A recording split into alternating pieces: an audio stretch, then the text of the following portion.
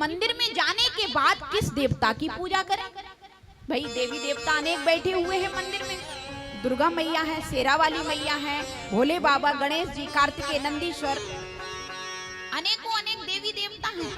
अब मंदिर में जाके पता चलता है 4 चिनौरी गणेश जी को दे दी, 4 भोले बाबा को दे दी, 4 मैया पार्वती को दे दी, कार्तिकेय, नंदीश्वर और हनुमान जी सब बच गए। अब चिनौरी खत्म हो गई। चिनौरी जानते हो, छोटी छोटी हमारे ब्रज में मिलती है चिनौरी, चढ़ा के अब मैया जैसे ही घर आ रही कमंडल लेके, अब मन में सोच रही चिनौरी कम पड़ गई, महाराज तो ज्यादा से रह गए, अब कल से ज्यादा से लेके आऊं, कल और लेके गए। आजकल का तो ऐसा समय लग रहा है कहीं कहीं बड़े देवी देवता प्रकट भी हो जाते हैं। हाँ जी, या ना जी, पता चलेगा। अभी जाइए आपके पास वाले गांव में कोई देवी प्रकट हो गई या भोले बाबा की शिवलिंग निकली, ऐसा भक्त भाव बना लेते, कोई बात नहीं। लेकिन भागवत जी में वर्णन किया है कि मंदिर में जाने के बाद पूजा एक की करना चाहिए। आप कहोगे एक की पूजा कैसे करनी चाहिए? देखो प्यारी, एक ही साधे सब सदें और सब साधे सब जाएं। अगर आपने एक के चरण पकड़ लिए हैं तो आपकी सारी साधना सफल है, और सबको पकड़ने के चक्कर में लगे रहोगे ना तो जो मिलने वाला है वो भी छूट जाएगा। लेकिन मैं ये नहीं कहती हूं कि आप मंदिर में जाके अगर कृष्ण के भक्त हो तो भोले बाबा पे जल मत दो, ऐसा नहीं है। आपका इष्ट देव होना चाहिए एक।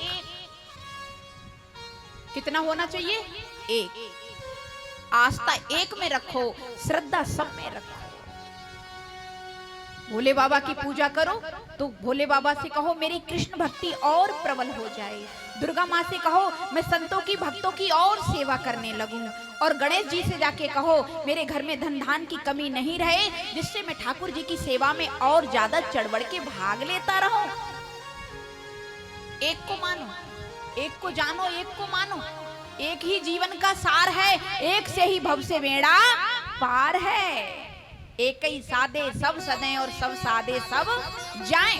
राम कृष्ण तो एक ही है, नारायण राम कृष्ण ये एक ही हैं। इनमें से एक को चुन लो जो भी आपका मन है।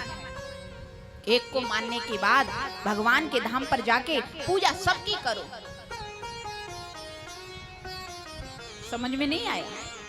ऐसे समझिए, अगर एक बेटी का विवाह पति के साथ होता है, पति के साथ 7 फेरे डाल के घर में आती है ससुराल में। अब ससुराल में आने के बाद मन में सोचने लगे अरे मैं तो पति के साथ आई हूँ, पति की सेवा करूंगी, जेठ में तो 4 डंडे लगाऊंगी, जेठ में 4 डंडे लगाऊंगी, और सास को तो रोटी ही नहीं दूंगी, और ननद को तो घर से बाहर निकाल दूंगी, और देवर आएगा ना तो अपने घर का सारा कामकाज उसी से कराऊंगी। क्यों? क्योंकि मैं तो बिहार के पति को आई हूँ। नहीं नहीं नहीं, बिहार के पति को आई हूँ, बिहार के एक के साथ आई हूँ, लेकिन मेरा धर्म है, मेरा परम धर्म है कि सेवा मुझे सबकी करनी है।